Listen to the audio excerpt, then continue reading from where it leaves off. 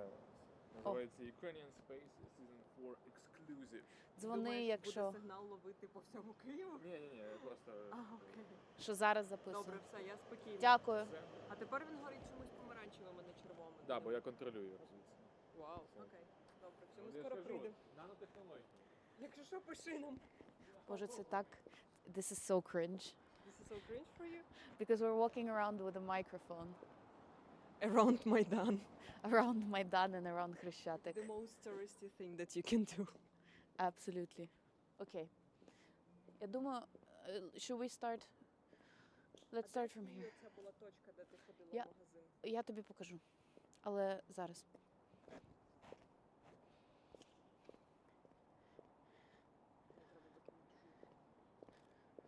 Ось цей же ж вихід не Так. працює, правильно? Я не знаю. Ха. Мені здається, я в своєму житті на ньому виходила рази 3. Прибережи це для... Ага, добре. Okay. Should we start?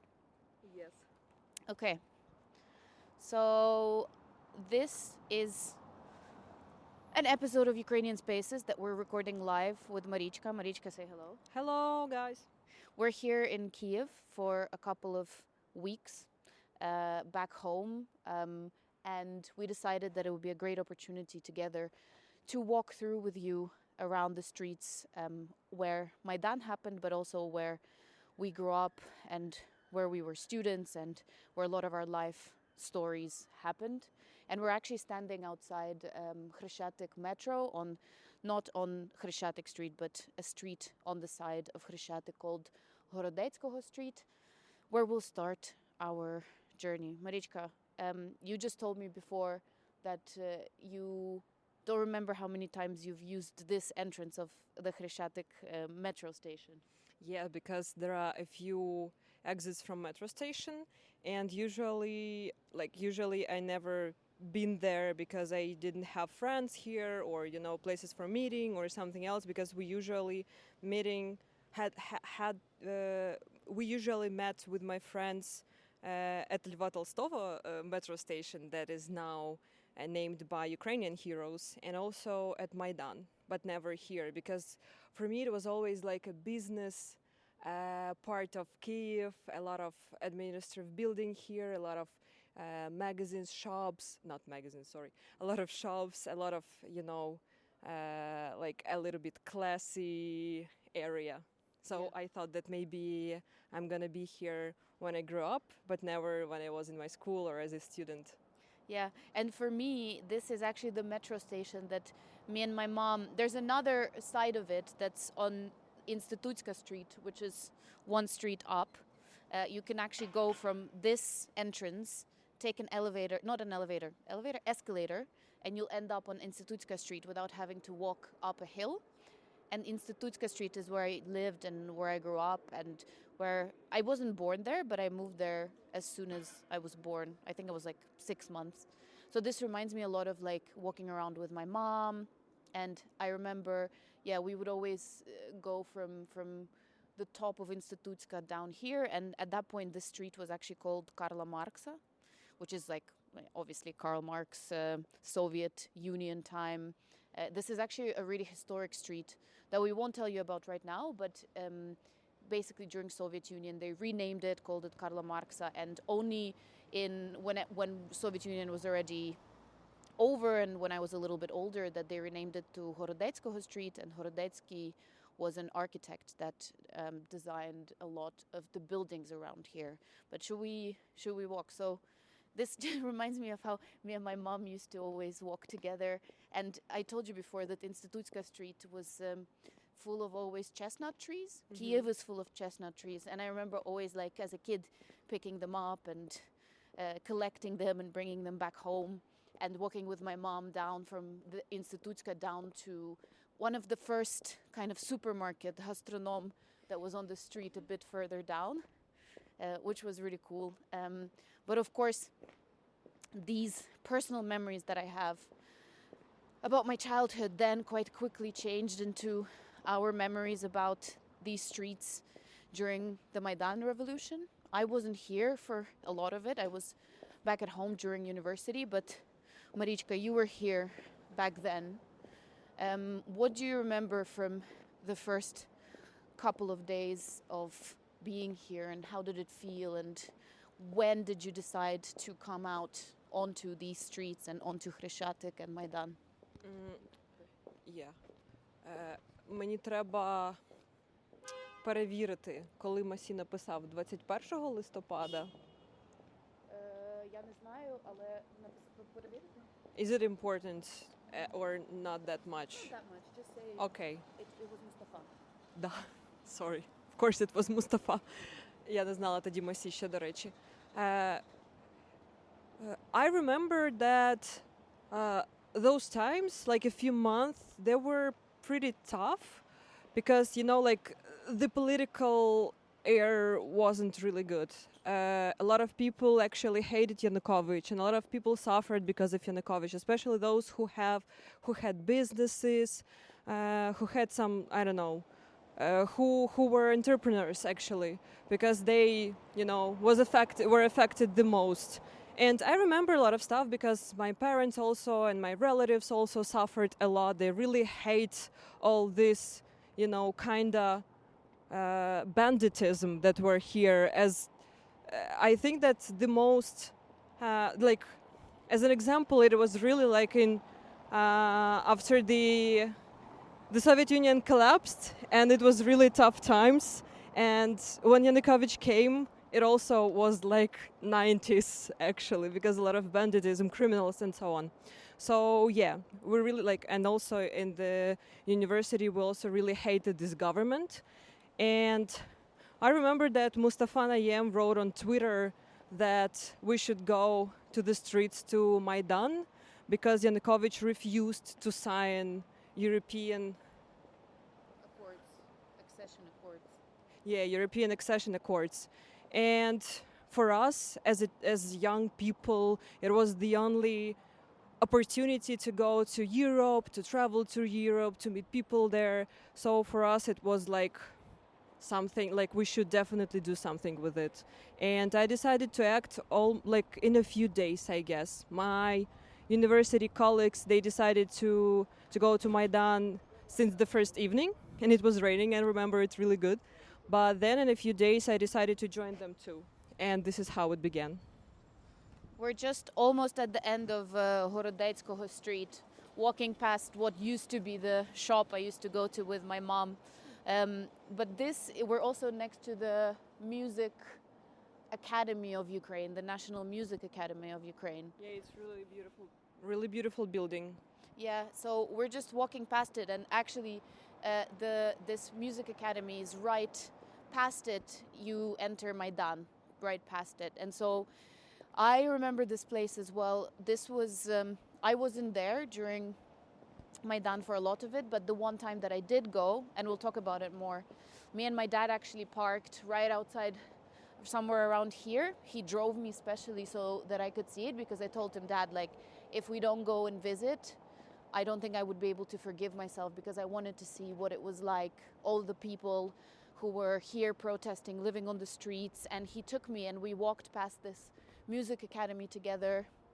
And straight away from here, there were barricades and there were people basically cooking and living, and there were amazing posters everywhere. And we visited before the atmosphere got much more tense and before the atmosphere got much more, I guess, survival focused. And it was quite amazing to see this. I was here when I was a kid during the Orange Revolution, but then it was so different. The mood was so different during Maidan when we saw it together.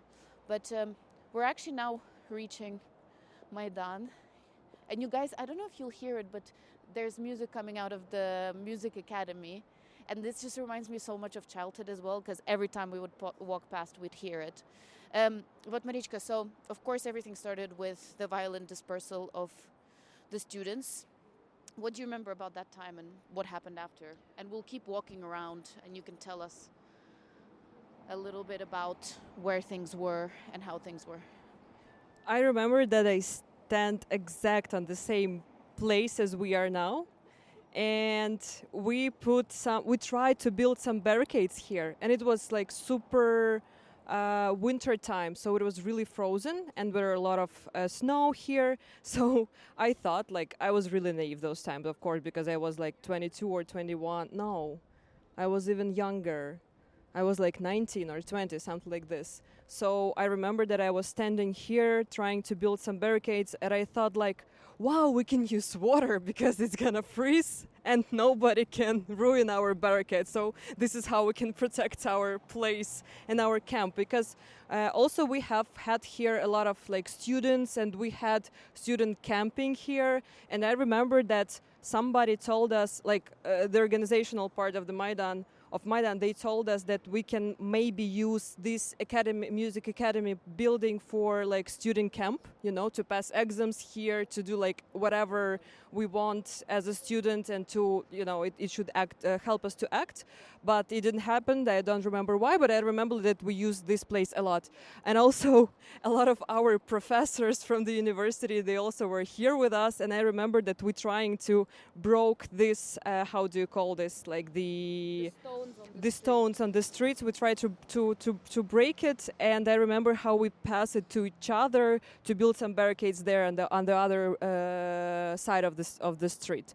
So, like, it was after the first days of violence already, but I remember that, you know, the atmosphere, it was really supportive, and I didn't afraid until Hrushevskoho began. It was like later, because right here we're trying to build, I don't know, it's some kind of Kazatska siege for me. And a lot of people also make these parallels, because we know that tough days can come, but right now we need to use all the power that we have and all the resources that we have to build some place that can protect us and to protect democratic values and our freedom, because of course Maidan is the place for freedom for me and for many people.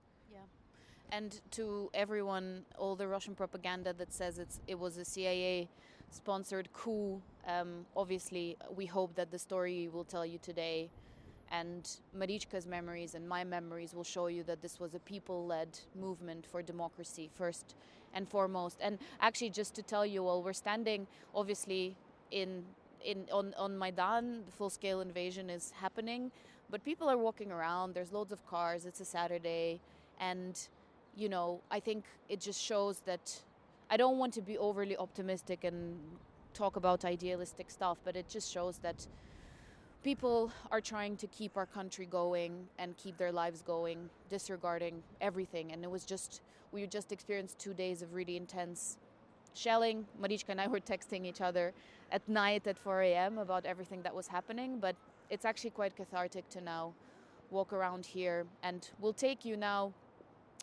across Maidan and up to the place where everything started from, where the students were beaten up. And I just still remember I was watching from university online all the videos and things like that, and you know, blood on the faces of these students that were beaten up by security forces that were sent to kind of shut down this democratic pro-European movement in the very beginning, that then caused millions of people to come out, and eventually which led to us overthrowing the stupid mafia dictator Yanukovych as well.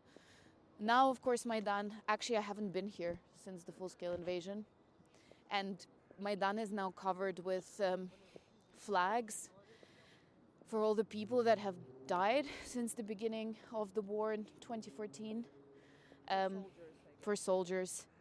And there's a lot of photos as well, and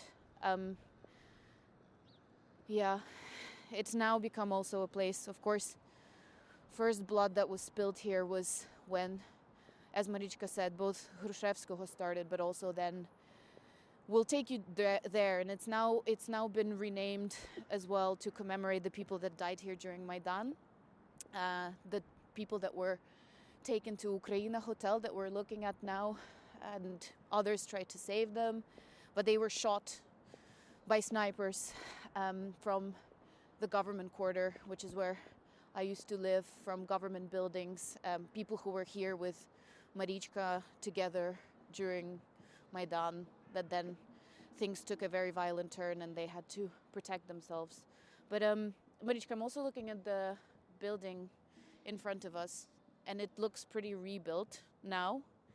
But do you want to tell everyone about what you remember about Budynok Profspilok and what happened here as well? Budynok Profspilok was actually a place of gathering for all the volunteers. It was like Headquarters. it was a headquarters for Lower. it was a headquarters at Maidan, like the center for making decisions, meeting people. Like I remember that I brought a lot of medicine and some clothes here to help those who were from other city than from Kyiv.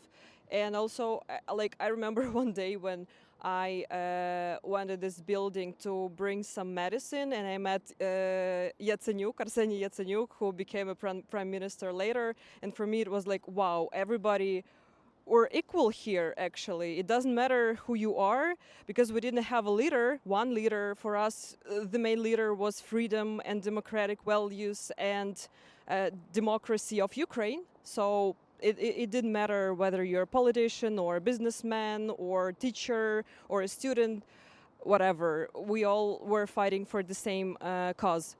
And we're walking here with you, Valeria, and I keep remembering how I saw so many columns of Berkut actually from Institutska Street, from European Square, from Maidan, from other side of Maidan, and it was really scary. I remember how we stand right here with my friends, and we just discussed what should we do if they would start attacking us. So where should we hide? How we should protect ourselves?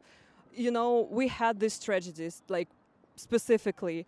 And also later Maidan was on fire, and Budynok Profspilok specifically was absolutely burned, and many people actually died there. As far as I remember, they were injured there, and it was really scary because I remember that Berkut did it actually, and they didn't care about lives because they did what Yanukovych told them to do. So now this building totally renovated. Now it's brand new, it looks beautiful, and I like that, you know, the life keeps going there, a lot of business there, bank, some co-workings, offices, etc. So for me, it's kind of symbolic place with Ukrainian flag, and I just like the way it helped me to preserve this memory, but also that it keeps living against all odds, because honestly, those time I wasn't even sure what's gonna be next and whether we will survive or not. And this is like really scary thought for me. Yeah. And we just are walking up Institutska Street, which used to be once a street that cars could drive on, but now it's been pedestrianized, and this is probably one of the most, as Marichka said, tough parts for me as well of the city and of walking around here, because as I said, you know, I have so many childhood memories connected with this place. Underneath Maidan, for those who don't know, there is also a shopping mall called Globus, where I remember going as a teenager. And so when I saw first the images, there was images of, you know, Maidan completely burnt, you know, big fires everywhere, because of course Berkut was approaching and surrounding everybody who was around, and the scenes were really apocalyptic. Like, it really looked like Mordor at one point. I remember just looking at it. But now the street is pedestrianized to actually commemorate the people that died on it. And as we walk up, there's photos of every single person who gave their life to make sure that Ukraine was able to leave the grasp and control of an authoritarian dictator. And so basically, I remember first time I came back here after everything happened and after we ousted Yanukovych and things like that, I was just walking past, and some of the boys that died were born after me. Some of them were born, you know, 1997, and they were so young and they were still protecting Ukraine. And I think for me that's like one of the most kind of heartbreaking things, because the streets that to me represent everything that I now stand for and I have such warm memories with now have images of young men, old men, women, so many different people who gave their lives for Ukraine. But yeah, Marichka, if you can tell us more as well about your time here. I see. Сейчас. Напрягає дуже цей чувак. Да? Так. Якийсь. Обце?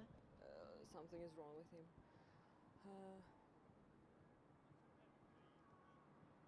Для мене так дивно бачити таких людей в Києві. Мені здається, що зараз всі типу максимально like trying to keep their lives under control, you know.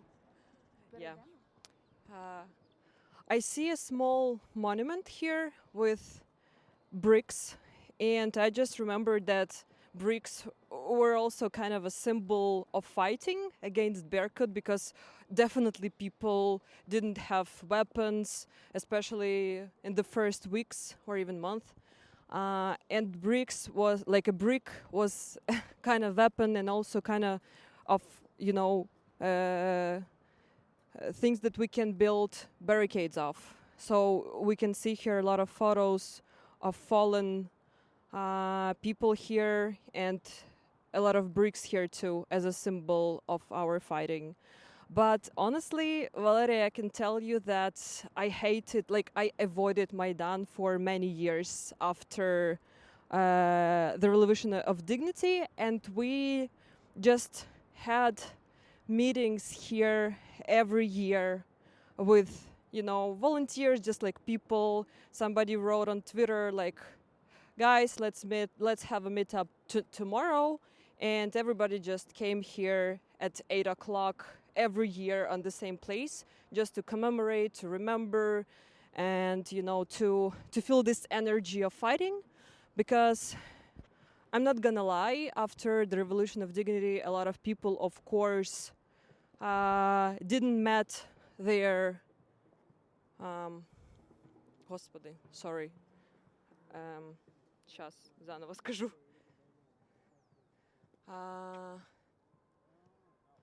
Розчарувались. Were disillusioned. Disillusioned, yeah. I'm not gonna lie, a lot of people after the Revolution of Dignity felt disillusioned, and for us it was really important, you know, to have meetings with people like us, our friends, other volunteers, students from our university, just to remind ourselves what we are doing and why. Because of course the Revolution of Dignity won, but the war has begun, and, you know, we never had any doubts like whether we should do it or not, but it was really difficult to keep fighting because we always thought that we're gonna win, everybody gonna be happy and everything's gonna be great in Ukraine. But it was just the first step. And, you know, I keep thinking about it because I really dreamed to be here in a peaceful Kyiv, in peaceful Ukraine, to meet friends, to remember, you know, to have, I don't know, just to live in democratic, free country. But now I realize that we're not there yet. And a really important thing that we can do, and this is what we're actually doing with Valeria, I think, because for her and for me, it's kind of difficult to stand here. It's painful because we know that the fighting is not over and we have to fight more and more. So, yeah, I don't know what to add. Tell me. You were talking and I was thinking about the fact that I remember after the Revolution of Dignity, I brought one of my friends from the UK, Naina, to Kyiv to visit, and, you know, we had an amazing time. And obviously Kyiv was so vibrant after Maidan as well, because so many people decided to just live life to the maximum, because it was so unexpected that people would literally give their lives in the place we're standing in right now for our country, that so many small businesses started developing, so many new places started opening, culture started developing. But I still remember bringing her here, and I remember standing here and thinking, like, I can't put the two and two together. Like, I can't believe that I'm showing her my street and I'm showing her people who died here. And now I'm standing here again, and I actually don't think I've been here since I showed her this. And I don't have that feeling anymore of the fact that it's crazy that this happened, because now the violence has permeated so much more than just this street. You know, like you can walk down, I don't know, to a different part of the city, and because of the war, you'll discover other places where people have died. Every day people are dying, and it's just so crazy that what used to be in my head even so abnormal and unusual now is so normal. And like, I really hope that one day we will be able to walk here and see it differently than we are seeing it now. But it's just so messed up how death has become normalized for us. And just, you know, like, do you want to just, should we just, ми круг такий зробимо, чи на європейську хочеш вийти? А що ми далі хочемо говорити? Я хочу показати трошки там, у мене є одна дуже конкретна штука. І хоча ми вже так достатньо прикольно, ось це могло бути останнім майже. Може, можна поговорити щось про, ну, типу, я не знаю, щось про що далі, або, може, трошки про деколонізацію я саме. теж думала, да. Ми можемо піднятись туди і просто сказати, що там ми там, то де ти хотіла. Так. І, ну, типу, описати, що ми бачимо, і твої якісь memories, і перейти, типу, Добре. до деколонізації. Тому що ти сказала зараз добре про всплеск культури, small businesses. І мені здається, це якраз важливий степ до переходу цього. Починаємо росити. Якщо хочеш, я можу тобі дати шарф на голову. Або мій флаг, я вже... We're just walking up Institutska Street now, so we're doing a little loop around from Horodeckoho around to Maidan and up back the street that has now been pedestrianized. But I just wanted to, you guys obviously can't see it, but there's trees on the right. There's a number of them, 1, 2, 3, 4, 5.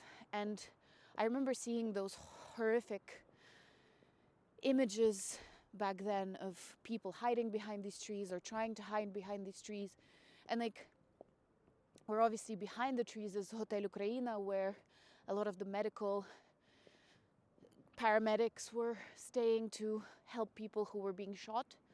But I remember the craziest thing that I saw when I came back, and it was quite soon after all of this happened, was you could see bullet holes on these trees. From, not just on the trees, if actually, let's see if we can still see them. You could see bullet holes on the lampposts that are along the road. Bullet holes, literally, from snipers that were shooting people down, were hunting people down. Because it wasn't just, you know, Berkut that was coming up from Institutska Street. It was actually snipers on some of the government buildings that you can see. Well, allegedly Kabmin that was higher up a bit. And so on a lot of the, well, trees you won't be able to see it anymore, but on a lot of the lampposts, there were actual bullet holes from it. And I just remember thinking, like, you know, on the left is the Kinoteatr. I don't know if you ever went there as a teenager. Once, I think, or twice, I don't remember. But there also were some, programs for children in winter holidays, during the winter holidays. And I remember that I've been there with my parents.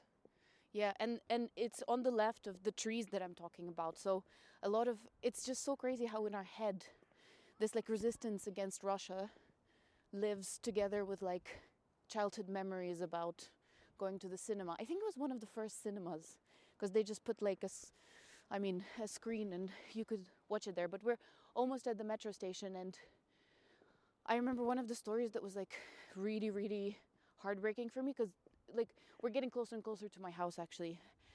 But there was a woman who was killed up here that was just, I don't think she was like involved at all, and she was killed right outside the metro station. And oh fuck, it's raining. Хочеш кудись зайти? Дмитро нас за мікрофон вб'є. Так кудись зайти? Давай, Або- але Що тобі дати? Прапор? давай ми чи- тобі покладемо його. Давай. Давай прапор. Десь. А тобі? Я візьму так. А ми можемо зайти в метро?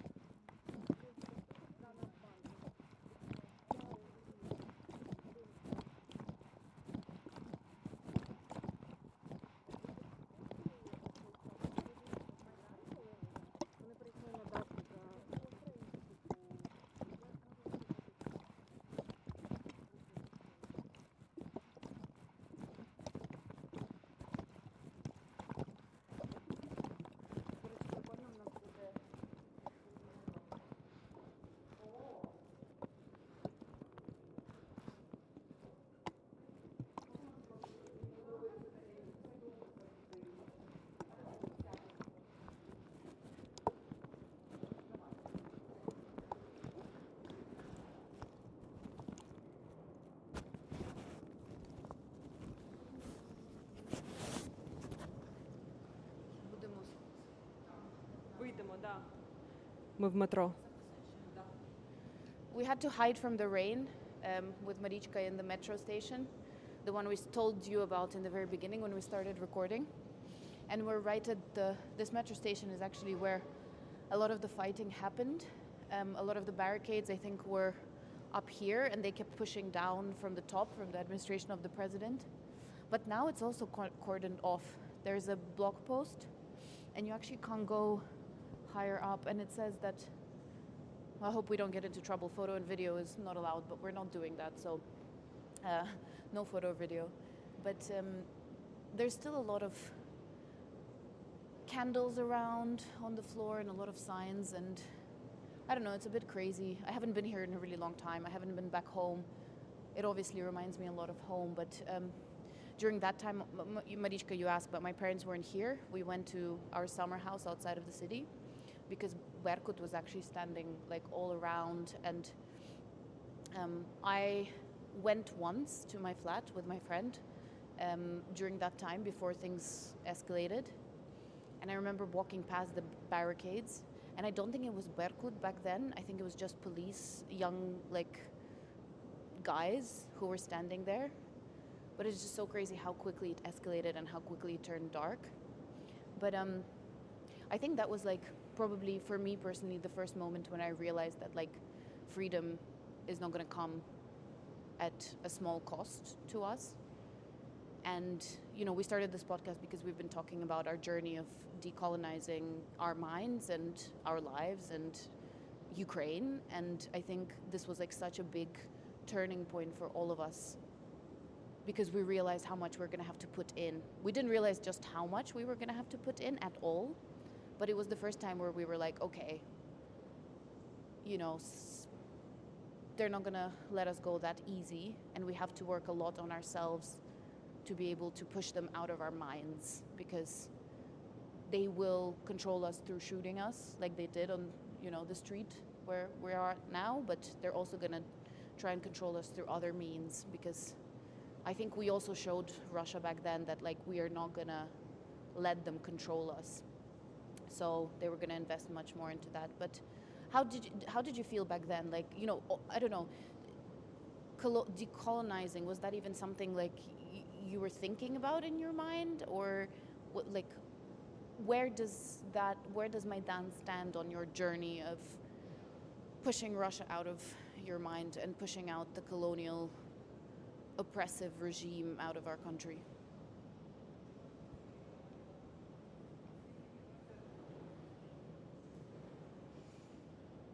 I definitely never thought about Maidan in these terms, in terms of colonization, decolonization process,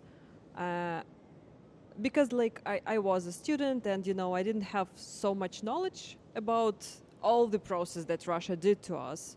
I just knew that it's something bad and we definitely should change it, and I knew that Russia wanted us to be dependent from them. Like during all our history after Moscovia became a thing, they always tried to make us dependent, and they actually managed to do it a lot of times.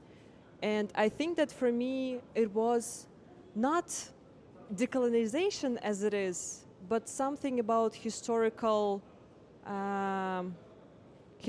fair, and to make things properly for us, not for any other country, not for anybody else, but for us, because we definitely knew that we were Ukrainians. We have our culture, we have a language, we have everything. We're like a nation, and we wanted to live without Russian influence. And I saw Russian influence everywhere, like absolutely everywhere, in every sphere, on television, in culture, music, business, whatever, everything. Everything was pro-Russian, not because Ukrainians really loved it, but because they really influenced us so much. They colonized us, and Euromaidan for me, like now I realize that for me it was one of the first steps of decolonization process. And I remember how many people began to speak. They switched from Russian to Ukrainian, maybe not in their daily lives, but in public spaces. Many businesses switched to Ukrainian and also their communication. And it was really great because people really wanted to do it. It felt really natural. And for me, as a really young woman, it felt like I was changing so much too, and it felt not like somebody told me that I should do it. It felt really natural for me. It was really a right thing to do for me. And also I felt like, I remember that very important, very famous phrase during Maidan. We told it and we share on social media it a lot, that I'm just a drop in the ocean, but together we are the ocean. And I just felt like I'm this drop, and it helped me to, to become more active, to become an activist, to do my work around Ukraine. I always wanted to do something good for Ukraine, and here we are talking together about Ukraine to our foreign audience. So we really want you to know more about the real events that happened here, not the way Russia said about it, but the way Ukrainians said about it, and the way we perceive it, and the way we feel about it. It's really important, I guess.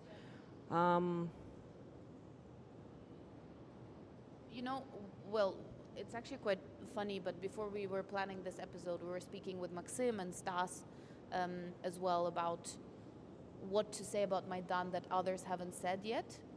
And I think we decided that we will just say how we see it and how we remember it, and our stories, and not anybody else's stories. And not, we've been talking about how the only way that people will listen to us is by listening to our own personal experiences.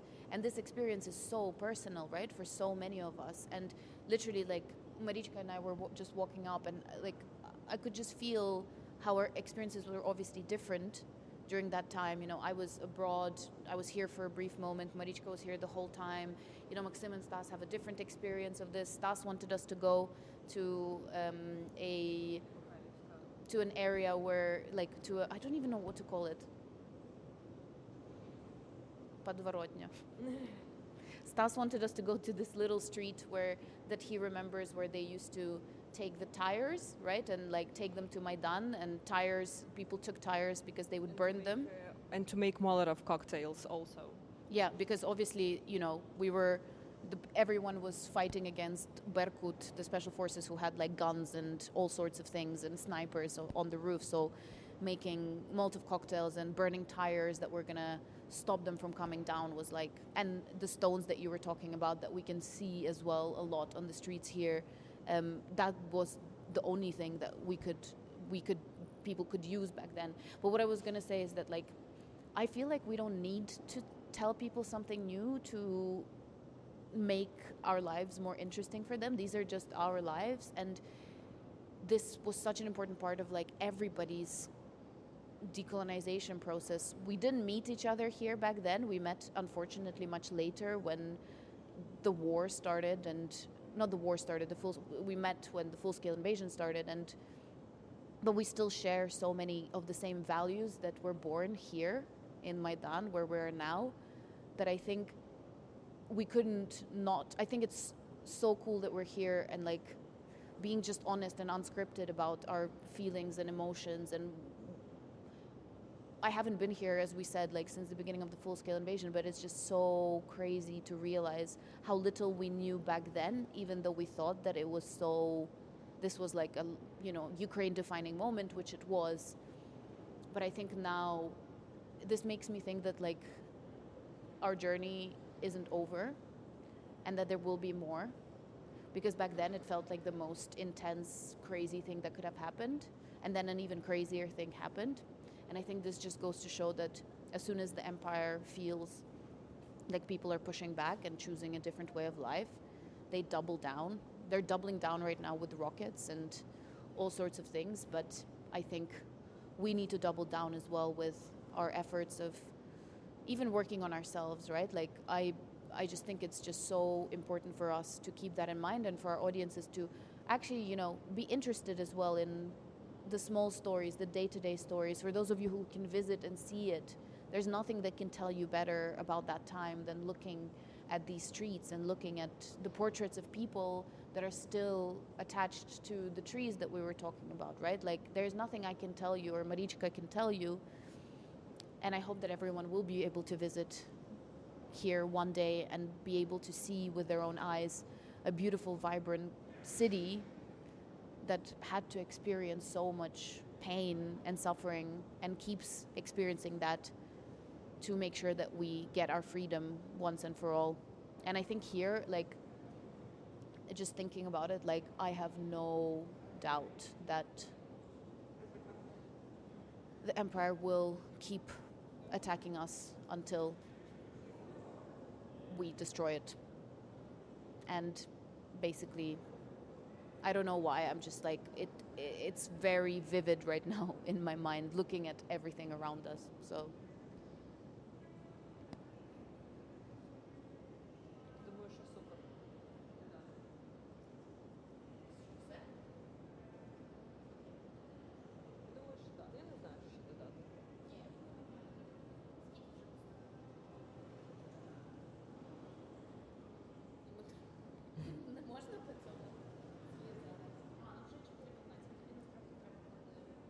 Так в мене ще є аж 45 хвилин. Ні, в мене немає якогось чіткого цього.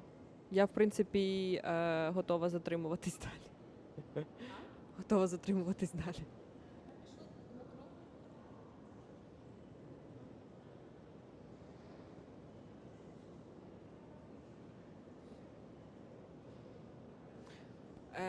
I just remembered a small thing that one of the slogans of Euromaidan those times were "Свободу не спинити," which translated like "the freedom is unstoppable." And I think that I feel it right now really fully in my mind and in my heart, because for us, freedom is unstoppable, and it's completely the way all of us are feeling in Ukraine.